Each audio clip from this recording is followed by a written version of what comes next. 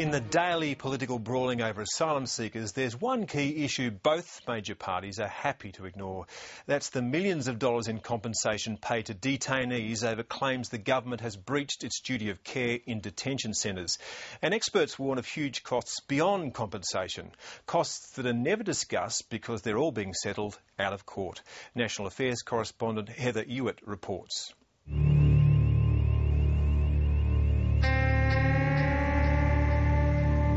They're often in remote and isolated places, closed off to the public eye, yet at the centre of political debate.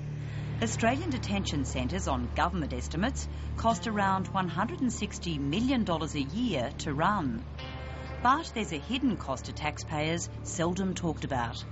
In the past decade, the government has forked out more than $16 million in compensation to asylum seekers and detainees, and the number is growing. Essentially, they revolve around claims that people have suffered as a result of their period of time in detention. And they might have suffered quite serious mental disorder. What I do know is every time there's a compensation payout, it is because of a serious breach of duty by public officials who aren't answerable for it. Clearly, any compensation payout that's made as a result of an immigration detention matter is regrettable. It may well go to the lawfulness or otherwise of the detention of that detainee and or to the duty of care that we are required to show and to exhibit while we have people in our care. We're probably continuing to create potential cases for the future, which the taxpayers of the future will then be expected to cover. A ruling in the federal court in 2005 found the government owed a duty of care to detainees, and in scores of compensation claims since, the government has chosen to settle out of court. One could say that there is no great desire on the part of government to have the conditions, of settlement publicised, but more importantly, the conditions and nature of the claims themselves. So I think there's a huge sensitivity at the moment about the detention system. You're giving money to people from societies for whom $1 is a lot of money and it's nothing here.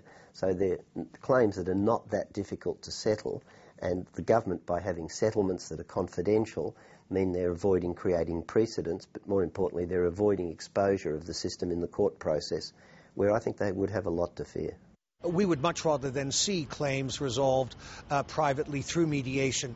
Mediated settlement is certainly preferred to lengthy court matters that may end up costing a lot of money in terms of legal representation.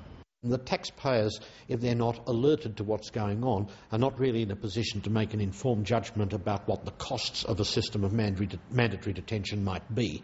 So I think it is important that these sorts of issues be canvassed in some detail.